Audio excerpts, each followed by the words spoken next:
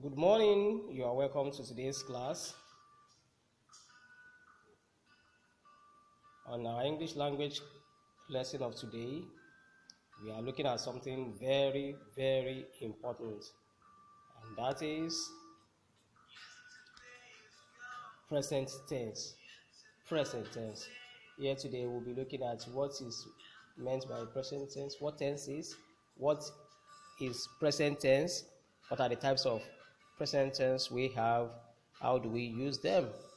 So let's take a ride together this morning as we look at this topic.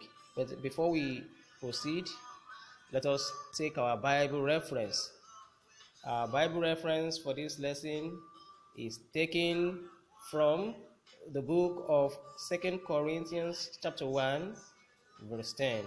It reads thus, "Who delivered us from so great a death, and does deliver, in whom we trust that he will yet deliver us."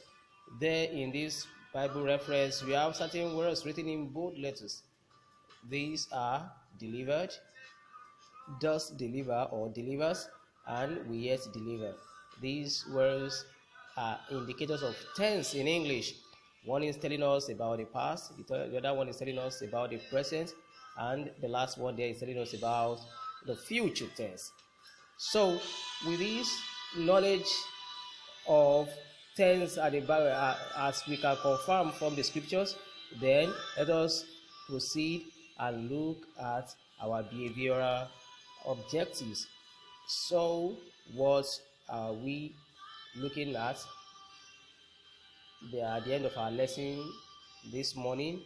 It is expected that at the end of this lesson, every one of us should be able to define tense, identify the types of present tense that we have, state the forms of each type of present tense, and explain the uses of each type. We are also expected to be able to give correct sentence examples for each type of present tense and the various types of present tense correctly and in speech and writing. So we are expected to be able to use them correctly. So let's now go into the lesson proper. What is tense? What is tense? Tense denotes the time an action takes place. This could be sometime in the past, in the present, or sometime in the future. So the concept of tense has to do with time of occurrence of an action. Look at the diagram on your right hand side on the screen. We have the arrow pointing both ways. So the arrow pointing to the left indicates the past. The one pointing the right indicates the future, while the one in the middle is about now. It's talking about the present. So we are also tense is that choice of verb that we make to indicate the time of occurrence of an action, and that time, as indicated in the verb, could indicate past, present, or the future. So there are different verb forms that indicate each of these tense types that we have in English. So as we look at the topics in detail now, the topic in details, I will want you to pay careful attention so that you get along and you know these things once and for all. So now let's look at the types of present tense that we have. We have seen that tense indicates time. We have present, past, and future. Now, the actual one we want to look at is the present tense today. That is the form of the verb that we use to indicate events that are happening in the present. So there are 4 types of present tense. And what are they? We have the simple present tense. You can read them along with me. We have the simple present tense, the present continuous tense, the present perfect tense, and the present perfect continuous tense. 4 types. What we are going to do this morning is to look at each type and explain them with examples. So let's start now with a simple present tense. When we talk about The simple present tense, what are we referring to? The simple present tense indicates an action that is generally true or habitual. Something that when you are talking about an event that is generally true as a matter of fact, or something that is habitual, then you are using the simple present tense. We also use the simple present tense to talk about an event that is part of a fixed that is part of a fixed timetable, something that we know is going to happen and it is already in plan that it will happen. So we can use the simple present tense to talk basically about three things. One, to talk about an action that is generally true, that is to make a statement of fact, to talk about a habitual action, and to also talk about an event that is part of a fixed timetable. Now, what is the form of the verb that we use for simple present tense? The form of the verb that is used is the infinitive. The infinitive form of the verb is the verb without an ing or ed inflection. That is the simple present form of the verb, and without to.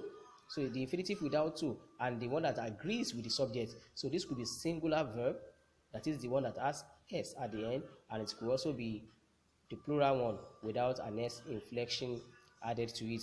Now the examples you have on your screen further explains what I'm saying.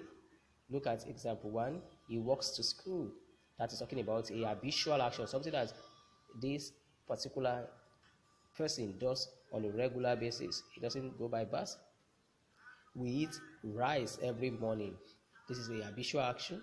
Look at example 3. The sun rises in the east. This is something that is generally true. This is a scientific fact. The sun rises in the east. Number 4 is also in that category. Honesty is the best policy. What is the best policy? Honesty. Honesty is the best policy. So it's talking about these are typical examples of simple present tense. So examples 5 and 6 are talking about an event that is part of a fixed timetable which will happen in the future. The match starts at 9 o'clock. The match starts at 9 o'clock. The by-election holds next month. The by-election holds next month. So that tells you that even though we use the simple present tense, it is something that will come up later in the future. Okay, now we look at the second type of present tense now, and that is present perfect tense. Present perfect tense. This is typically talking about an action that has been completed sometime before the present moment, something you have perfectly done before now, that has been concluded before now. And that when you use the present perfect tense, you're talking about an event or an action that has been taken in the past, but whose result affects the present. The result of that action taken in the past affects the present. Now what form of the verb do we use to talk about the present perfect tense? We use has or have plus the past participle form of the verb. So what you have is has done, have done, has gone, have gone, has eaten, have eaten. Those are typical examples of present perfect tense. We have examples here, 6 of them. So kindly pay attention and look at them very carefully. Look at the first one. He has finished the work. He has finished the work. He has slept. We have submitted our assignment. John and Jerry have arrived from their journey. John and Jerry have arrived from their journey. Everybody has resumed. Everybody has resumed. I have found my missing book. These are present perfect uh, tense examples. You look at the form of the verb in each of them. In number one, you have as finished, is the form of the verb indicating present perfect tense. The as finished. In two, as slept is the verb form. As have submitted is the one we have in number three. Have arrived is the form of the verb indicating present perfect tense in example 4. In example 5, it is as resumed. In example 6, it is have found. Okay, okay. Let's take a step further and look at the next um, uh, type of the present tense. So here we are looking at the present continuous tense. The action is happening now and it has not ended. It's continuous. So we use that to indicate an action that is ongoing at the moment and it has not ended. We can also use this to indicate an action that will happen in the future, just like we use the simple present tense to indicate uh, an action that will happen as part of a fixed timetable in the future. The same thing a present continuous tense does. And what is the form of the verb that we use? We use the appropriate form of the verb be, which could be is, am, are, plus the present participle of the verb, that is the verb with ing form. So when we talk about the present continuous tense, we have is plus ing verb, am plus ing verb, are plus ing verb. Look at the examples we have here, 6 of them. She is walking home. So the present continuous, the verb indicating present continuous tense in that sentence is walking. Is walking. In the second one is I'm studying. In 3 is are playing. In 4 is teaching. In 5 is visiting. In 6 is returning. Can you see that? Okay, so let's go over the sentences again. She's walking home. I'm studying in the class. They are playing on the field. The teacher is teaching us in the class. He's visiting us next week. That is talking about an event that will happen in the future. Mother is returning from the UK tomorrow. Mother is returning from the UK tomorrow. So you see that we have the appropriate form of the verb be plus ing verb. Now the last but not the least of the types of the present tense, we have present perfect continuous tense. The other time, the second type of present tense we talked about in this lesson is the present perfect tense. Now that present perfect tense is now still in progress. It has been perfectly done. It's been perfectly done at the moment. So the present perfect continuous tense indicates an action that started in the past and is still in progress at the present time. It started in the past, and it's still in progress in the present time. Think of something you started in the past and it's still ongoing now. So what is the form of the verb we use to refer to this, to indicate present perfect continuous tense?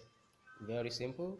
You have has or have plus been, ben. Yes, that's what you add to it to make it continuous. Then you have ing verb. Has or have plus been plus ing verb. Look at the examples we have right there on your screen. For the first one there, the form of the present continuous tense in that sentence has been sleeping. Has been sleeping. In the second sentence, we have been living. Have been living. In the third one, we have has been crying. Has been crying.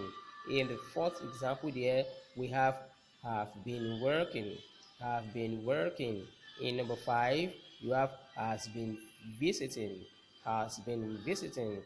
In the sixth example, you have has not been playing, has not been playing.